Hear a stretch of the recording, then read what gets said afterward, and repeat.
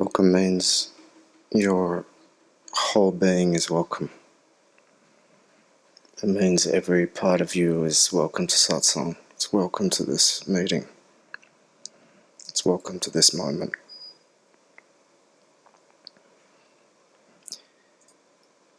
And actually, to me, that's quite profound. In the same time that I welcome you, I'm welcoming myself and I'm welcoming the whole universe. And it's some kind of proclamation that there's no part of you that is separate to the truth of who you are. There's no part of you that gets excluded from the awakening. And that's maybe a heresy, because we all have so many parts of ourselves that we wish we could leave outside the door. Maybe our minds, maybe even the ego, maybe our bad temper, definitely our fear. It's like, what good can self-hatred have for me? What good could fear possibly have for me? And yet, it's only the cutting off, the judgment, the resistance, the exclusion that actually creates a sense that there's a problem here.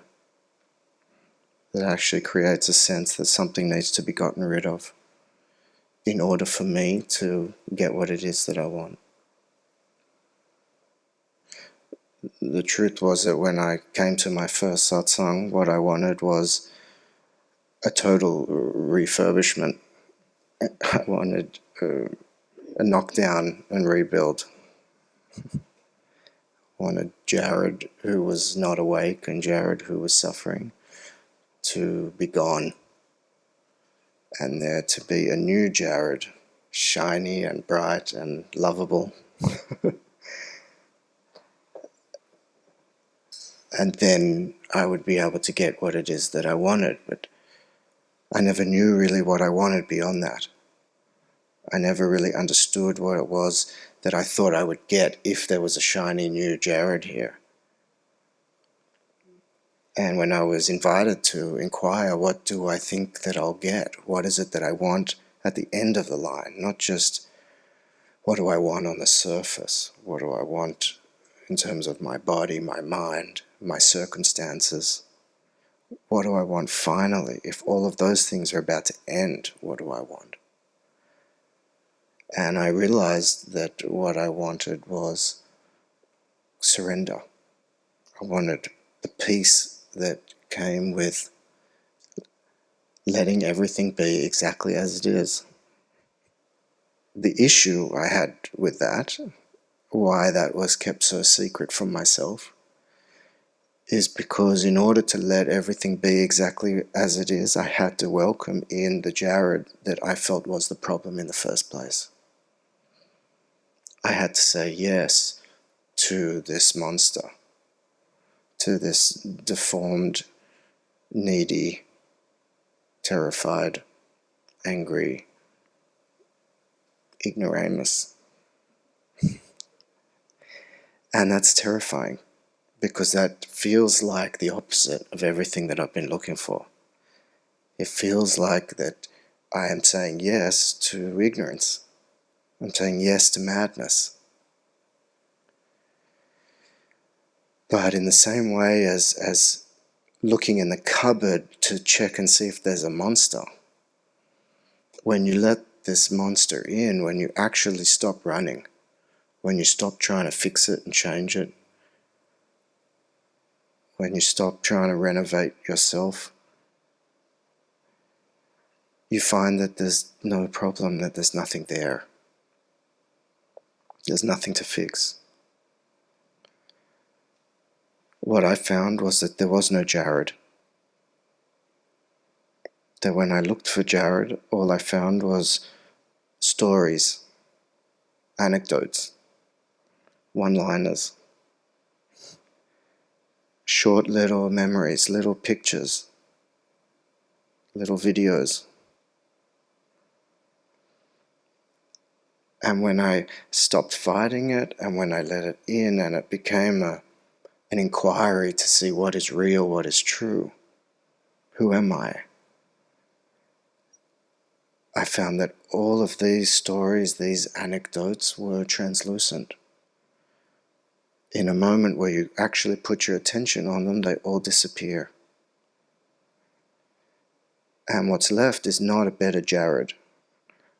What's left is nothing. What's left is openness, clarity, presence, aliveness.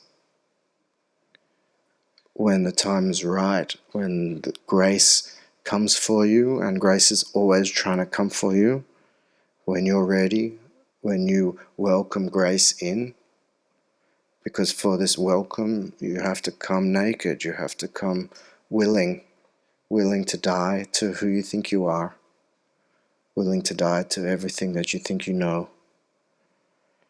And in that moment, what's revealed is what's already true, already here, already the ground of your being, before any story, during any story, and after every story.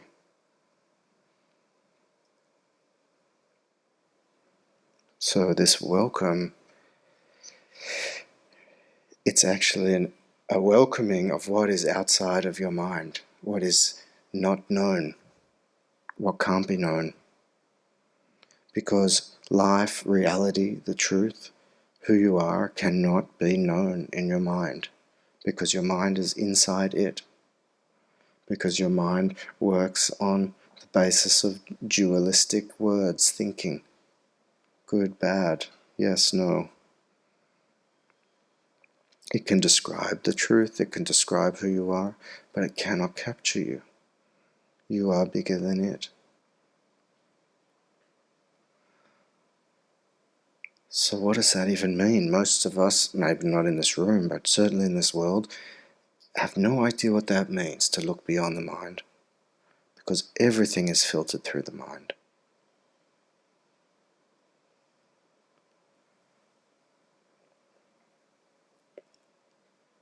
And again, I can't tell you that either. It's just not possible. My words can't capture it. Best I can do is point.